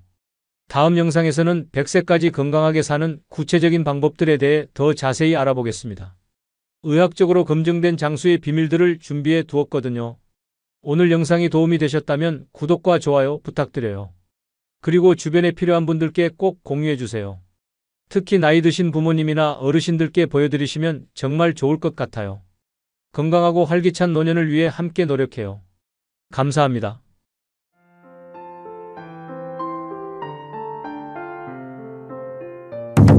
어제 동네 경로당에서 정말 충격적인 이야기를 들었습니다. 85세 할머니 한 분이 이렇게 말씀하셨거든요. 60대까지 산 내 인생은 전부 가짜였어요. 진짜 인생은 이름부터 시작됐다고요. 처음엔 농담인 줄 알았습니다. 하지만 할머니의 눈빛을 보는 순간 이건 진짜구나 싶었어요. 그 눈에는 정말로 살아본 사람만이 가질 수 있는 깊이가 있었거든요. 저는 그날 마침 어머니 심부름으로 경로당에 갔었습니다. 어머니가 잠깐 일이 생겨서 대신 할머니들께 반찬을 전해드리러 간 거였어요. 그런데 그곳에서 만난 한 할머니가 제 인생관을 완전히 바꿔놓으셨습니다. 그 할머니는 이렇게 말씀하셨어요. 젊은이, 나이 들어서 가장 후회되는 게 뭔지 아세요? 늙어서 아픈 것도 아니고 돈이 부족한 것도 아니에요. 바로 진짜 살 줄 모르고 가짜로만 살았다는 거예요. 가짜로 살았다는 게 무슨 뜻일까요? 할머니는 계속 말씀하셨습니다. 남편 뒷바라지, 자식 키우기, 시댁 눈치 보기. 그게 전부였어요. 정작 나는 어디 있었는지 모르겠더라고요. 그런데 말이에요. 70이 넘어서야 깨달았어요. 아, 내가 나를 위해 살아도 되는구나. 그날 할머니는 저에게 5가지 이야기를 들려주셨습니다. 은퇴 후 20년을 살아보니 깨달은 진짜 행복의 비밀이라고 하시면서요. 그 이야기를 듣고 나서 저는 깨달았어요. 이건 혼자만 알기엔 너무 아까운 지혜라는 걸요. 특히 지금 50대, 60대이신 분들께는 정말 필요한 이야기일 거예요. 왜냐하면 할머니 말씀으로는 지금부터 준비해야 진짜 행복한 노년을 맞을 수 있다고 하거든요. 그럼 지금부터 그 할머니의 목소리로 있는 그대로 전해드리겠습니다. 85년을 살아본 한 여성이 전하는 진짜 인생을 사는 5가지 방법을요. 젊은이, 내가 제일 후회되는 게 뭔지 아세요? 70살까지 남의 주치에 노릇만 하고 살았다는 거예요. 할머니는 찬장에서 오래된 약통을 꺼내 보이시면서 이야기를 시작하셨어요. 이 약들 봐요. 혈압약, 당뇨약, 관절약. 이게 다 이런 데에 몰아서 생긴 거예요. 왜인지 아세요? 그전까지는 내 몸이 보내는 신호를 다 무시하고 살았거든요. 정말 충격적인 고백이었어요. 할머니는 젊었을 때부터 70대 초반까지 한 번도 자신을 위해 시간을 쓴 적이 없다고 하셨거든요. 남편이 새벽 5시에 나가니까 나도 5시에 일어나서 밥 해주고 애들 학교 보내고 나면 시장 보고 빨래하고 저녁엔 남편 퇴근 기다리느라 밤늦게까지 깨어있고 일요일에도 교회 다녀와서 가족들 밥 차려주고 그러다 어느 날 갑자기 쓰러졌어요. 어지럼증이 심해서 응급실에 갔는데 의사가 하는 말이 완전히 몸이 망가졌다는 거예요. 혈압은 높고 혈당은 올라가고 관절은 다 닳았고 할머니 눈에 눈물이 글썽였어요. 그때 깨달았어요. 아, 내가 나를 전혀 돌보지 않았구나. 남편 몸은 그렇게 챙겨주면서 애들 아프면 그렇게 야단법석 떨면서 정작 내 몸이 아파도 참기만 했구나. 그럼 할머니는 언제부터 달라지셨을까요? 72세 생일날이었어요. 남편도 애들도 다 바쁘다고 안 왔어요. 혼자 미역국 끓여서 혼자 먹는데 갑자기 이런 생각이 들더라고요. 나는 언제까지 이렇게 살 거지? 그날부터 할머니는 작은 변화를 시작하셨다고 해요. 첫째로 매일 아침 일어나자마자 내 몸한테 인사를 했어요. 오늘도 고생 많으셨어요. 감사합니다. 이렇게 말이에요. 처음엔 우스꽝스러웠는데 며칠 하다 보니까 진짜 고마운 마음이 들더라고요. 정말 신기한 방법이죠? 할머니는 계속 설명해 주셨어요. 둘째로 하루에 꼭 10분은 내 몸을 만져줬어요. 어깨도 주물러주고 다리도 주물러주고 발바닥도 꾹꾹 눌러주고 그러면서 여기 아팠지, 여기도 많이 힘들었지 이렇게 말해줬어요. 셋째로 밥을 먹을 때도 달라졌어요. 예전엔 남편이 좋아하는 음식, 애들이 좋아하는 음식만 했는데 이제는 내가 먹고 싶은 것도 꼭 하나씩 만들어요. 오늘은 내가 콩나물국이 먹고 싶으니까 콩나물국 끓인다. 이렇게요. 그런데 정말 놀라운 일이 일어났다고 해요. 한 달 정도 지나니까 몸이 달라지기 시작했어요. 아침에 일어날 때 덜 뻣뻣하고 계단 오를 때도 덜 힘들고 뭔가 몸이 좋아한다는 게 느껴지더라고요. 하지만 가장 큰 변화는 마음이었다고 하셨어요. 예전엔 내가 아파도 누구한테 말 못했어요. 괜히 걱정 끼치나 싶어서. 그런데 이제는 아프면 아프다고 말해요. 오늘 좀 힘드니까 밥은 간단히 해서 먹자 이렇게요. 그랬더니 가족들도 달라지더라고요. 처음엔 엄마가 왜 이래 했는데 나중엔 엄마 많이 힘드셨구나 하면서 이해해주기 시작했어요. 할머니는 이렇게 강조하셨어요. 젊은이, 내가 나를 사랑하지 않으면 아무도 나를 사랑해주지 않아요. 내가 내 몸을 아끼지 않으면 다른 사람들도 내 몸을 함부로 대해요. 그게 당연한 거라고 생각하게 되거든요. 정말 와닿는 말씀이었어요. 할머니는 마지막으로 이렇게 말씀하셨어요. 지금 이 영상을 보고 계신 분들 중에 혹시 남편이나 자식들 챙기느라 바빠서 정작 자신은 돌보지 못하고 계신 분들 있으시죠? 그런 분들께 꼭 말씀드리고 싶어요. 하루에 딱 10분만 투자하세요. 내 몸과 대화하는 시간을요. 내 몸이 어디가 아픈지, 어디가 피곤한지, 뭘 원하는지 물어보세요. 그리고 그 요구를 들어주세요. 목이 마르면 물을 마시고, 피곤하면 잠깐 눕고, 배고프면 먹고 싶은 걸 먹고. 그게 이기적인 게 아니에요. 그게 바로 나를 지키는 방법이에요. 내가 무너지면 가족도 함께 무너져요. 내가 건강해야 가족도 행복할 수 있어요. 특히 50대, 60대 분들은 지금부터라도 시작하세요. 더 늦으면 진짜 후회해요.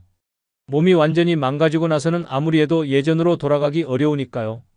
그런데 할머니가 두 번째로 들려주신 이야기는 더욱 놀라웠어요. 마음의 독을 빼내는 법에 대한 이야기였거든요. 젊은이, 내가 진짜 아팠던 건 몸이 아니라 마음이었어요. 70년 동안 쌓인 감정의 독이 결국 몸을 망가뜨렸던 거지요. 할머니는 이런 말씀으로 두 번째 이야기를 시작하셨어요. 사람들은 몸이 아프면 바로 병원에 가잖아요. 그런데 마음이 아파도 그냥 참아요. 마음의 상처는 눈에 안 보이니까 대수롭지 않게 생각하는 거예요. 근데 그게 아니더라고요. 할머니는 자신의 경험을 생생하게 들려주셨어요. 나는 젊을 때부터 화를 내는 법을 몰랐어요. 시어머니가 트집을 잡아도, 남편이 무신경하게 굴어도, 애들이 말 안 들어도 그냥 속으로만 사겼어요. 화를 내면 안 된다고 배웠거든요. 여자는 참아야 한다고, 가정의 평화를 위해서는 내가 양보해야 한다고. 그런데 그렇게 참고 참다 보니까 어느 순간부터 가슴이 답답해지기 시작했어요. 숨이 제대로 안 쉬어지고 가슴이 두근두근거리고 밤에 잠도 안 와요. 60대 후반쯤엔 더 심해졌어요. 아무 일 없는데도 눈물이 나고 우울하고 세상이 다 시들해 보이고. 그래서 병원에 갔더니 우울증이라고 하더라고요. 그때 의사 선생님이 해주신 말이 지금도 기억나요. 어르신, 이건 갑자기 생긴 게 아니에요. 오랫동안 마음에 쌓인 감정들이 병이 된 거예요. 할머니는 그때부터 마음을 치료하기 시작했다고 하셨어요. 처음엔 어떻게 해야 할지 몰랐어요.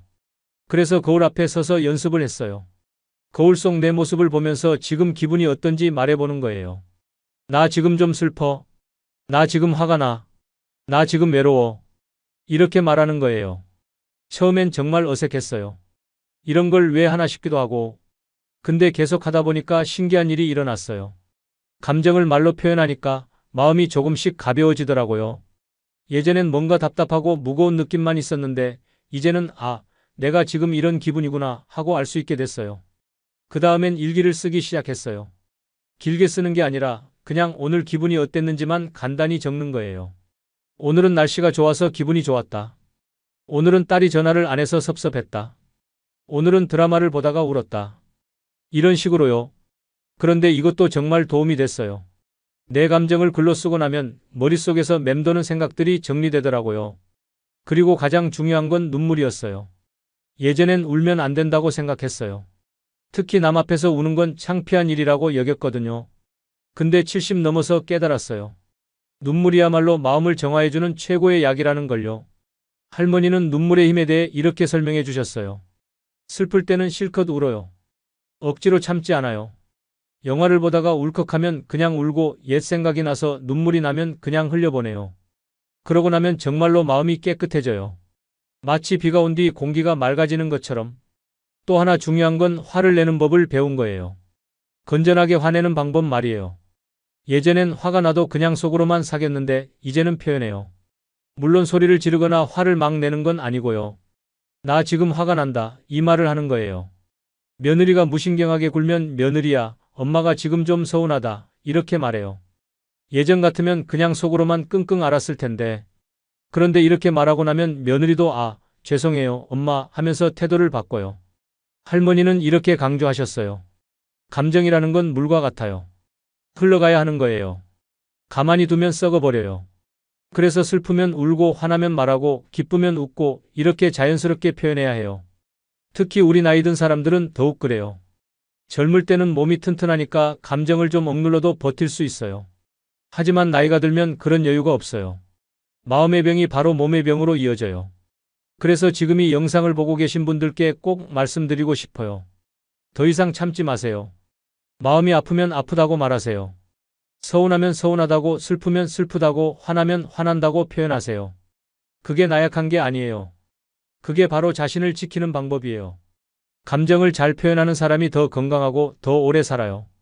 그런데 할머니의 세 번째 이야기는 더욱 실용적이었어요. 사람과의 거리를 조절하는 기술에 대한 이야기였거든요.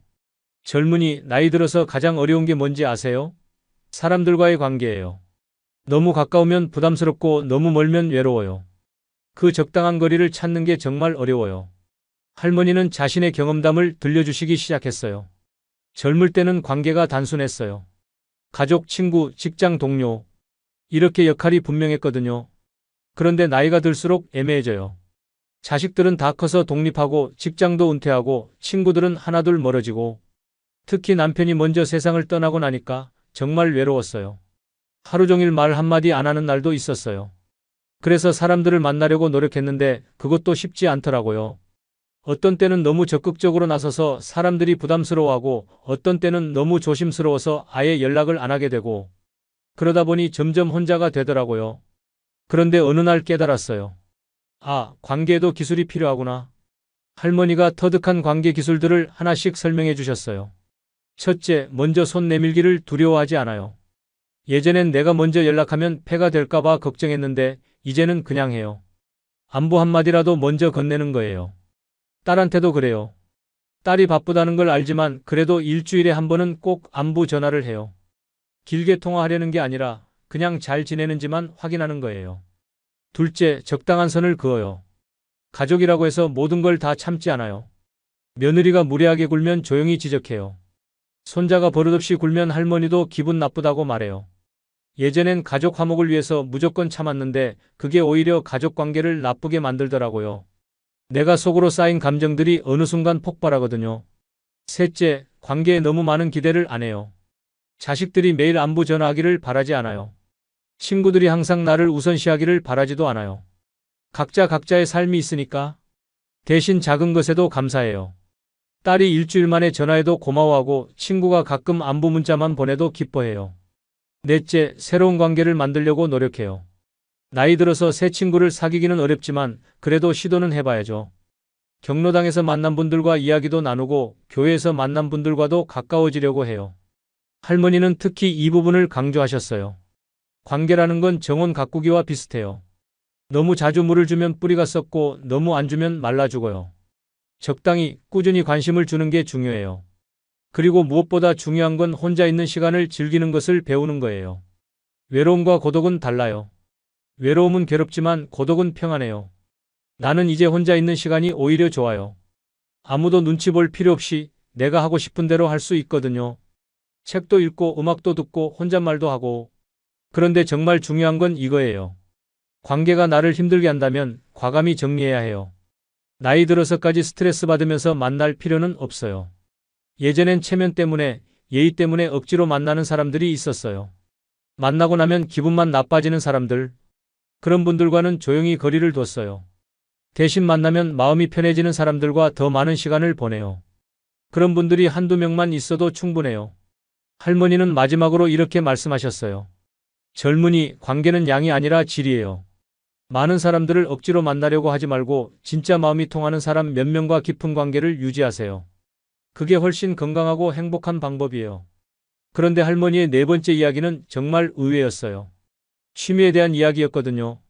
젊은이, 내가 70 넘어서 가장 후회한 게 뭔지 아세요?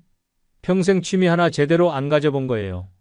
늘 남을 위해서만 살았지 내가 뭘 좋아하는지도 몰랐어요. 할머니는 씁쓸한 표정으로 이야기를 시작하셨어요. 젊을 때는 항상 바빴어요. 애 키우고 살림하고 남편 뒷바라지하고 그러다 보니 내가 뭘 좋아하는지 생각해 볼 시간이 없었어요.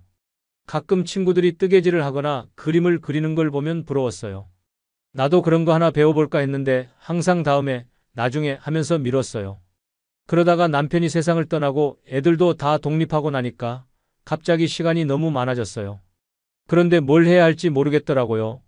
하루 종일 TV만 보고 그것도 지겨우면 그냥 멍하니 앉아있고 그런 날들이 몇 년 계속되니까 내가 살아있는 건지 죽어있는 건지 모르겠더라고요.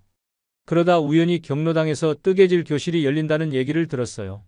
처음엔 별 관심이 없었는데 그냥 집에 있는 것보다는 낫겠다 싶어서 가봤어요. 그런데 뜨개질 바늘을 처음 잡는 순간 이상한 느낌이 들었어요. 뭔가 내 손이 기억하고 있는 것 같은 느낌? 어릴 때 어머니가 뜨개질 하시는 걸 옆에서 보던 기억이 나더라고요. 처음엔 정말 서툴렀어요. 실이 자꾸 꼬이고 코가 빠지고 그런데 신기하게도 짜증이 안 났어요. 오히려 재미있었어요. 한 땀 한 땀 떠나가다 보니까 내 마음도 같이 차분해지더라고요. 다른 생각은 다 사라지고 오직 뜨개질에만 집중하게 되는 거예요. 그렇게 한 달 정도 배우고 나니까 간단한 수세미 하나를 완성했어요. 내 손으로 만든 첫 작품이었어요. 그때 느꼈던 성취감을 지금도 잊을 수가 없어요. 아, 내가 뭔가를 만들 수 있구나. 내 손으로 이런 걸 할 수 있구나. 그런 뿌듯함이 있었어요. 그 이후로 뜨개질이 제 일상이 됐어요. 아침에 일어나면 어제 하던 뜨개질 생각이 나고 오늘은 어디까지 해볼까 하는 기대가 생기고 그런데 뜨개질을 하면서 정말 많은 걸 깨달았어요. 첫째, 나도 뭔가를 창조할 수 있다는 걸 알았어요. 평생 남이 만든 걸 쓰기만 했는데 내가 직접 무언가를 만들어내는 즐거움을 처음 알았어요. 둘째, 집중하는 시간의 소중함을 알았어요. 뜨개질을 할 때는 다른 모든 걱정이 사라져요. 오직 실과 바늘에만 집중하게 되죠. 그게 명상과 비슷한 효과가 있더라고요. 셋째, 시간이 금방 간다는 걸 알았어요. 예전엔 하루가 너무 길게 느껴졌는데 뜨개질을 하다 보면 어느새 해가 지더라고요. 넷째, 자존감이 올라갔어요. 내가 만든 목도리를 딸이 예쁘다고 하고 손자가 할머니가 짠 모자를 쓰고 학교에 가고 그런 걸 보면 내가 아직 쓸모있는 사람이라는 생각이 들어요. 할머니는 뜨개질 외에도 다른 취미들을 시도해 보셨다고 해요. 그림도 그려보고 글씨도 써보고 노래교실도 다녀보고 모든 게 다 잘 되지는 않았지만 그래도 시도해보는 것 자체가 즐거웠어요. 그런데 가장 중요한 건 이거였어요. 취미를 가지면서 내가 누구인지 다시 알게 됐다는 거예요. 평생 누구의 엄마, 누구의 아내로만 살았는데 뜨개질을 하는 나, 그림을 그리는 나를 보면서 아, 나도 나만의 정체성이 있구나 하는 걸 깨달았어요. 그래서 지금 이 영상을 보고 계신 분들께 꼭 말씀드리고 싶어요. 나이가 들었다고 해서 새로운 걸 못 배운다고 생각하지 마세요. 오히려 나이가 들수록 취미가 더 중요해요. 왜냐하면 일도 없고 아이들도 다 커서 손이 덜 가니까 시간이 많잖아요. 그 시간을 그냥 TV 보면서 보내기엔 너무 아까워요. 뭐든 좋으니까 하나씩 시도해보세요. 원예, 요리, 독서, 운동 뭐든지요. 처음엔 서툴어도 괜찮아요. 잘하려고 하는 게 아니라 즐기려고 하는 거니까. 그리고 취미를 통해서 새로운 사람들도 만날 수 있어요. 같은 관심사를 가진 사람들과 이야기 나누는 재미도 쏠쏠해요. 가장 중요한 건 취미가 있으면 하루하루가 기다려진다는 거예요. 내일은 뭘 할까? 이번 주에는 뭘 새로 시도해볼까? 이런 기대감이 생겨요. 그게 바로 살아있다는 증거예요. 그게 바로 행복한 노년의 비결이에요. 그런데 할머니의 마지막 이야기는 가장 깊이 있는 내용이었어요. 손을 비우는 것에 대한 이야기였거든요. 젊은이, 나이가 들수록 중요한 건 무엇을 더 가지는 게 아니라 무엇을 놓아주는지예요. 손을 비워야 마음이 가벼워져요. 할머니는 자신의 집을 둘러보시면서 이야기를 시작하셨어요. 이 집에 있는 물건들 봐요. 몇십 년 동안 모아온 것들이에요. 그릇, 옷, 책, 장식품들. 예전엔 이런 것들이 내 자랑이었어요. 손님이 오면 하나하나 자랑해가면서 보여줬어요. 그런데 어느 날 문득 깨달았어요. 이 많은 물건들이 나를 행복하게 해주는 게 아니라 오히려 무겁게 만들고 있다는 걸요. 청소하기도 힘들고 관리하기도 힘들고 이사 갈 때도 짐이 되고 무엇보다 이런 물건들 때문에 마음이 복잡해지더라고요. 그래서 75세부터 정리를 시작했어요. 처음엔 정말 어려웠어요. 이 그릇은 결혼할 때 시어머니가 주신 거고 이 옷은 딸이 사준 거고 이 책은 남편이 읽던 거고 하나하나 다 추억이 있으니까 버리기가 힘들더라고요. 그런데 생각을 바꿨어요. 추억은 물건에 있는 게 아니라 마음에 있는 거라고요. 그릇을 버린다고 해서 시어머니와의 추억이 사라지는 건 아니잖아요. 그렇게 조금씩 정리하기 시작했어요. 하루에 하나씩, 일주일에 하나씩, 정말 필요한 것만 남기고 나머지는 필요한 사람들에게 나눠주거나 기부했어요. 그런데 신기한 일이 일어났어요. 물건이 줄어들수록 마음이 가벼워지더라고요. 집안도 깔끔해지고 청소도 쉬워지고 무엇보다 마음이 편안해졌어요. 하지만 물건 정리보다 더 중요한 건 마음 정리였어요. 평생 쌓아온 감정들, 원망, 후회, 미련들, 이런 것들도 하나씩 놓아주기 시작했어요. 시어머니에 대한 원망, 남편에 대한 서운함, 자식들에 대한 섭섭함, 이런 감정들을 마음속에 꽁꽁 쌓아두고 살았는데 그게 얼마나 무거운 짐이었는지 몰랐어요. 용서한다는 게 쉽지는 않았어요. 하지만 용서는 상대방을 위한 게 아니라 나를 위한 거라는 걸 깨달았어요. 내가 마음의 짐을 덜어내기 위한 거라고요. 그래서 하나씩 놓아주기 시작했어요. 이미 세상을 떠난 시어머니에게도 마음속으로 용서한다고 말했어요. 남편에게도 자식들에게도요. 그런데 가장 어려웠던 건 나 자신을 용서하는 거였어요. 평생 후회하며 살았던 일들, 다르게 했으면 좋았을 뻔한 선택들, 그런 것들에 대한 자책감을 놓아주는 게 정말 어려웠어요. 하지만 그것도 결국은 해냈어요.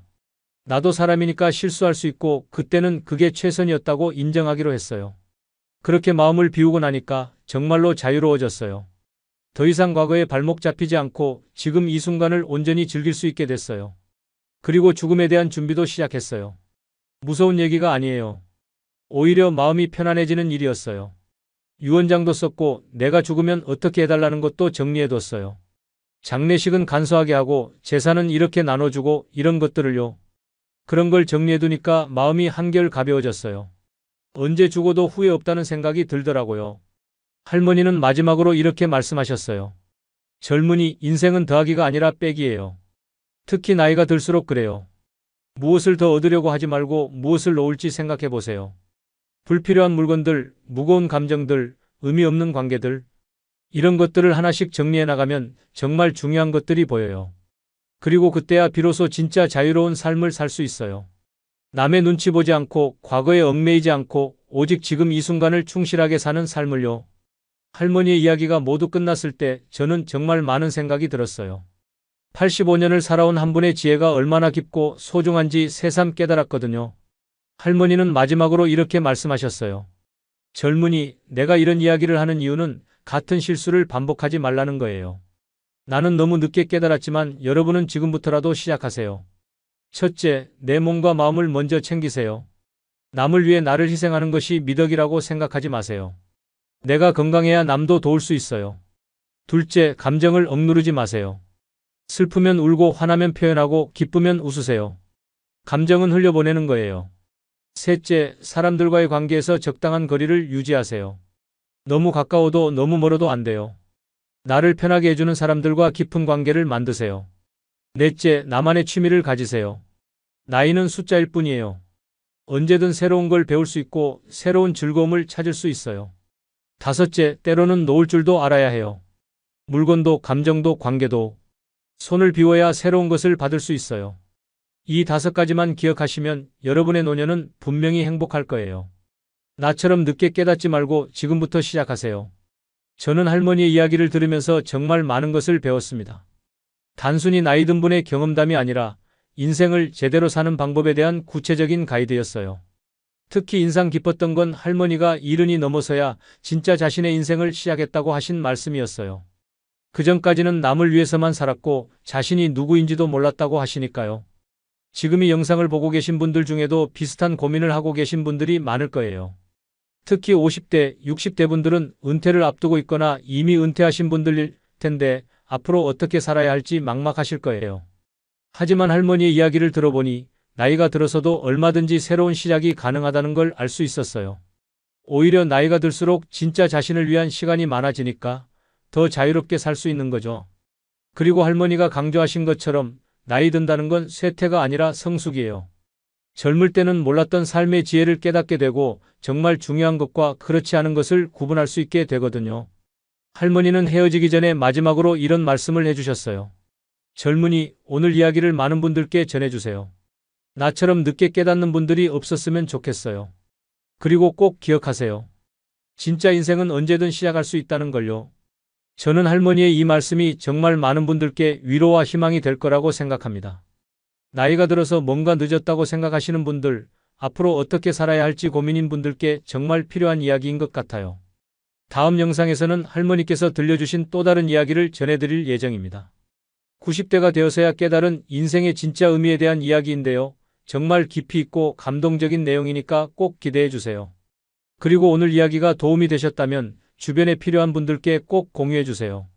특히 나이 드신 부모님이나 어르신들께 보여드리시면 좋을 것 같아요. 마지막으로 여러분도 오늘부터 할머니가 알려주신 5가지 방법을 하나씩 실천해 보시기 바랍니다.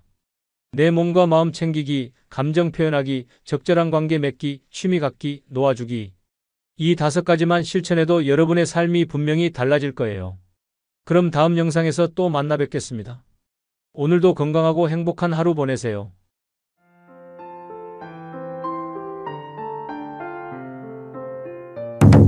지난주 동네 한의원에 갔다가 정말 믿을 수 없는 일을 경험했습니다. 92세 할아버지 한 분이 이렇게 말씀하시는 거예요. 젊은이, 나는 지금이 50대 때보다 더 건강해요. 처음엔 농담인 줄 알았어요. 하지만 한의사 선생님이 보여주신 할아버지의 건강 기록을 보고 깜짝 놀랐습니다. 92세 나이에 혈압이 120에 80이고 혈당은 95, 콜레스테롤은 180. 이게 어떻게 가능한 일일까요? 그날 할아버지는 저에게 놀라운 이야기를 들려주셨어요. 30년 전부터 매일 아침 실천해온 5가지 루틴이 있다면서요. 그 루틴들이 자신을 완전히 바꿔놓았다고 하시더라고요. 더욱 놀라운 건 30년 동안 단 한 번도 입원한 적이 없다는 사실이었어요. 감기 한 번 걸리지 않았고 약도 먹지 않으신다고 하시니까요. 제가 그 할아버지는 누구냐고 물었더니 한의사 선생님이 이렇게 말씀하시더라고요. 이분은 우리 한의원의 전설이에요. 60대에 처음 오셨을 때는 온갖 병으로 고생하셨는데 지금은 의과대학 교수들이 연구하고 싶어하는 케이스예요. 그렇다면 도대체 어떤 비밀이 숨어 있는 걸까요? 할아버지가 직접 들려주신 그 5가지 아침 루틴을 지금부터 여러분께 생생하게 전해드리겠습니다. 특히 지금 50대, 60대이신 분들께는 정말 중요한 이야기가 될 거예요. 왜냐하면 할아버지 말씀으로는 바로 그 나이대부터 시작해야 90대에도 건강할 수 있다고 하거든요. 젊은이, 내가 왜 이렇게 건강한지 아세요? 바로 새벽 5시에 일어나서 하늘에게 감사 인사를 드리기 때문이에요. 할아버지는 이런 말씀으로 첫 번째 이야기를 시작하셨어요. 나이가 들수록 잠이 줄어드는 건 자연스러운 일이에요. 그런데 대부분 사람들은 이걸 불편하게 생각해요. 잠이 안 온다고 뒤척이고 억지로 더 자려고 하고. 하지만 나는 달리 생각했어요. 아, 하늘이 나에게 더 많은 시간을 선물해 주는구나. 할아버지는 30년 전부터 새벽 5시에 자연스럽게 깨어나신다고 해요. 알람 시계도 필요 없다고 하시더라고요. 몸이 원하는 대로 따라가다 보니까 어느 순간부터 생체 시계가 완벽하게 맞춰졌어요. 새벽 5시가 되면 저절로 눈이 떠져요. 그러면 가장 먼저 하는 일이 창문을 살짝 열어서 신선한 공기를 들이마시는 거예요. 새벽 공기는 정말 특별해요. 하루 중 가장 깨끗하고 차가워서 머리가 바로 맑아져요. 그 공기를 깊게 들이마시면서 오늘도 건강하게 깨어날 수 있음에 감사하다고 마음속으로 인사를 드려요. 그 다음에 할아버지가 하시는 일이 정말 특별했어요. 작은 나무 상자를 꺼내시는 거예요. 이 상자 봐요. 여기 안에는 30년 동안 제가 쓴 감사 메모들이 들어있어요. 하루에 하나씩 그날 가장 감사했던 일을 작은 종이에 적어서 넣는 거예요. 상자를 열어보니 정말 놀라웠어요. 손바닥만한 작은 종이들이 가득 들어있었거든요. 할아버지는 그중 몇 개를 꺼내서 보여주셨어요. 오늘 아침 몸이 아프지 않고 일어났다. 감사하다. 마트에서 만난 젊은 점원이 친절하게 웃어줬다. 감사하다. 버스에서 자리를 양보해준 학생이 있었다. 감사하다. 저녁에 먹은 된장찌개가 유난히 맛있었다. 감사하다. 정말 소소한 일상들이었어요. 하지만 할아버지 얼굴을 보니 진심으로 감사해하고 계시는 게 느껴졌어요. 젊었을 때는 항상 부족한 것만 보였어요.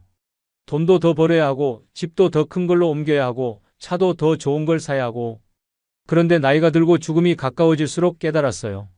지금 내가 가진 것들이 얼마나 소중한 선물인지를요. 할아버지는 이런 감사 습관이 어떻게 시작됐는지도 들려주셨어요. 사실 60대까지는 저도 불평불만이 많은 사람이었어요. 아내한테도 잔소리가 많았고 자식들한테도 화를 자주 냈어요. 그러다 65세에 큰 병을 앓았어요. 위암 초기 진단을 받았거든요. 그때 처음으로 죽음을 생각하게 됐어요. 아, 내가 언젠가는 이 세상을 떠나는구나. 그럼 남은 시간을 어떻게 보내야 할까? 그때부터 감사한 것들을 찾기 시작했어요. 처음엔 감사할 게 별로 없더라고요. 그런데 억지로라도 하나씩 찾다 보니까 정말 감사할 일들이 엄청 많다는 걸 깨달았어요. 숨을 쉴 수 있다는 것, 걸을 수 있다는 것, 밥을 먹을 수 있다는 것. 이런 당연한 것들이 사실은 기적이더라고요. 한의사 선생님도 할아버지의 감사 습관에 대해 설명해 주셨어요. 동양의학에서는 마음이 곧 몸이라고 봅니다. 감사하는 마음은 기의 흐름을 원활하게 만들어요. 스트레스는 길을 막히게 하지만 감사는 길을 소통시키거든요. 이 할아버지께서 이렇게 건강하신 것도 30년간 쌓인 긍정 에너지 때문이라고 생각해요. 실제로 현대의학에서도 감사의 효과가 입증되고 있다고 하시더라고요. 미국에서 10년간 진행된 연구 결과를 보면 매일 감사 일기를 쓰는 사람들은 스트레스 호르몬이 23% 감소했어요. 반대로 행복 호르몬은 25% 증가했고요. 혈압도 평균 5mm 낮아졌다고 해요. 할아버지는 감사 메모를 쓰는 시간이 대략 10분에서 15분 정도라고 하셨어요. 이 시간이 제 하루 중 가장 소중한 시간이에요. 전날 하루를 돌아보면서 좋았던 순간들을 다시 한번 떠올리거든요. 그러면 마음이 따뜻해지고 평온해져요. 이렇게 좋은 마음으로 하루를 시작하면 하루 종일 좋은 일들이 더 많이 보여요. 정말 신기한 일이에요. 감사한 마음으로 사람들을 보면 그 사람들도 더 친절하게 대해줘요. 감사한 마음으로 세상을 보면 세상도 더 아름답게 보여요. 이게 바로 감사의 힘인 것 같아요. 할아버지는 감사 메모를 쓸 때도 특별한 방법이 있다고 하셨어요. 너무 거창한 것보다는 정말 작고 소소한 것들 위주로 써요. 오늘 날씨가 좋았다. 이웃 할머니가 안부를 물어봤다. 저녁에 본 드라마가 재밌었다. 이런 것들이요. 왜냐하면 큰 기쁨은 자주 오지 않잖아요. 하지만 작은 기쁨들은 매일매일 있어요. 그런 것들을 놓치지 않고 잡아내는 연습을 하는 거예요. 할아버지의 두 번째 습관은 더욱 놀라웠어요. 감사 메모를 다 쓰고 나면 부엌으로 가서 특별한 물을 준비해요. 이 물이 보통 물이 아니거든요. 할아버지는 물의 온도를 정말 중요하게 생각하셨어요. 너무 차가운 물을 마시면 위가 놀라요. 특히 나이가 들수록 위장이 예민해지거든요. 그렇다고 너무 뜨거우면 목과 식도에 무리가 가고요. 그래서 체온과 비슷한 38도에서 40도 정도의 미지근한 물이 가장 좋아요.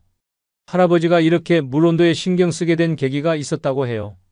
60대 초반에 차가운 물을 자주 마셨더니 위염과 소화불량에 시달렸어요. 그때 한의사 선생님께서 물의 온도를 바꿔보라고 하시더라고요. 처음엔 미지근한 물이 밍밍하고 맛없어서 적응하기 어려웠는데 몇 달 하다 보니 위장 트러블이 완전히 사라졌어요. 물의 양도 정확하다고 하셨어요. 정확히 200ml, 종이컵으로 한 컵 분량이에요. 너무 많이 마시면 부담이 되고 너무 적게 마시면 효과가 없어요. 30년 동안 이 양을 지켜왔는데 딱 적당한 것 같아요. 마시는 방법도 특별했어요. 한 번에 벌컥벌컥 마시지 않아요. 작은 모금으로 나누어서 천천히 마셔요. 물을 입에 머금고 잠시 있다가 삼키기를 반복하는 거예요. 이렇게 하면 침과 잘 섞여서 소화에 도움이 되고 급하게 마셔서 생기는 부담도 줄일 수 있어요. 한의사 선생님도 이 방법에 대해 설명해 주셨어요. 동양의학에서는 아침에 마시는 따뜻한 물을 매우 중요하게 봅니다. 밤 동안 손실된 수분을 보충해서 혈액순환을 개선하고 신진대사를 활발하게 만들어 주거든요. 특히 장 운동을 촉진해서 변비 예방에도 효과적이고 노폐물 배출을 도와서 해독 작용도 해요. 물을 마신 후에 할아버지가 하시는 일이 정말 인상적이었어요. 5분간의 목과 어깨 스트레칭이었거든요. 나이가 들수록 목과 어깨가 굳어져요. 이걸 그냥 방치하면 두통, 어지럼증, 심지어 혈압 상승까지 유발할 수 있어요. 그래서 매일 아침 이렇게 풀어주는 거예요. 할아버지의 스트레칭 방법을 하나씩 보여주셨어요. 첫 번째는 목 돌리기예요. 목을 천천히 시계 방향으로 5번, 반시계 방향으로 5번 돌려요. 각 동작마다 10초씩 여유있게 진행해요. 두 번째는 목 기울이기예요. 목을 오른쪽으로 천천히 기울여서 10초 유지하고 왼쪽으로도 10초 앞으로 숙여서 턱이 가슴에 닿도록 10초 뒤로 젖혀서 하늘을 보며 10초 유지해요. 세 번째는 어깨 돌리기예요. 어깨를 앞으로 크게 10번 돌리고 뒤로도 10번 돌려요. 그리고 양쪽 어깨를 동시에 위로 올렸다 내리기를 10번 해요. 네 번째는 팔 늘리기예요. 양팔을 위로 뻗어서 하늘을 향해 기지개 켜기를 20초, 오른팔을 몸 앞으로 뻗어서 왼손으로 당기며 늘리기 15초, 왼팔도 마찬가지로 15초씩 해요. 마지막은 몸통 비틀기예요. 허리에 손을 올리고 상체를 좌우로 천천히 비트는 거예요. 각 방향으로 5번씩 끝점에서 3초간 유지해요. 이 간단한 동작들을 30년 넘게 해왔어요. 처음에는 목과 어깨가 뻣뻣해서 움직이기도 힘들었는데 꾸준히 하다 보니 지금은 움직임이 아주 부드러워졌어요. 실제로 할아버지를 진료하는 정형외과 의사도 놀라워했다고 해요. 92세 환자의 목과 어깨 가동 범위가 60대 수준이라는 거예요. 꾸준한 스트레칭에 놀라운 효과를 보여주는 사례라고 하더라고요. 한의사 선생님도 덧붙여 설명해 주셨어요. 목과 어깨 스트레칭은 단순히 근육을 푸는 것 이상의 효과가 있어요. 목 부위에는 중요한 혈자리들이 많거든요. 이 부위의 기혈순환이 좋아지면 뇌로 가는 혈류도 개선되어서 인지 기능 저하를 예방하는 효과도 있어요. 할아버지의 세 번째 습관이 가장 인상 깊었어요. 스트레칭을 마치고 나면 거실 창문을 활짝 열어요. 계절에 상관없이 반드시 신선한 공기가 들어올 수 있도록 해요. 겨울에는 조금만 열고 여름에는 크게 열지만 꼭 열어요. 밤새 같은 공기를 마시고 있으면 산소가 부족해져요. 특히 나이가 들수록 폐 기능이 약해지기 때문에 신선한 공기가 더욱 중요해요. 창문을 연 후에 할아버지는 편안한 의자에 앉으셨어요. 등을 곧게 펴고 두 손을 무릎 위에 자연스럽게 올려놓아요. 눈을 감고 자연스러운 호흡에 집중하기 시작해요. 이게 제 15분 명상 시간이에요. 할아버지의 명상법은 누구나 쉽게 따라할 수 있을 정도로 단순했어요. 첫 번째 5분은 호흡에만 집중해요. 코로 천천히 숨을 들이마시고 2초간 자연스럽게 멈추고 입으로 6초간 천천히 내쉬어요. 이 과정을 반복하면서 오직 호흡에만 집중하는 거예요. 처음에는 잡념이 많이 들어와요. 오늘 뭘 해야 할지, 어제 무슨 일이 있었는지. 하지만 그런 생각들이 떠올라도 무시하지 말고 이런 생각이 드는구나 하고 인정한 후에 다시 호흡으로 돌아오면 돼요. 두 번째 5분은 몸 스캔이에요. 발끝부터 머리끝까지 몸의 각 부분을 차례로 의식해요. 긴장된 부분이 있다면 의식적으로 이완시키고 몸의 감각에 주의를 기울이며 현재 순간에 머물러요. 몸 스캔을 하다 보면 평소에 몰랐던 긴장 부위를 발견하게 돼요. 어깨가 올라가 있거나 턱에 힘이 들어가 있거나 이런 부분들을 하나씩 이완시켜주면 몸이 한결 편안해져요. 마지막 5분은 감사와 다짐이에요. 하루에 대한 긍정적 다짐을 반복해요.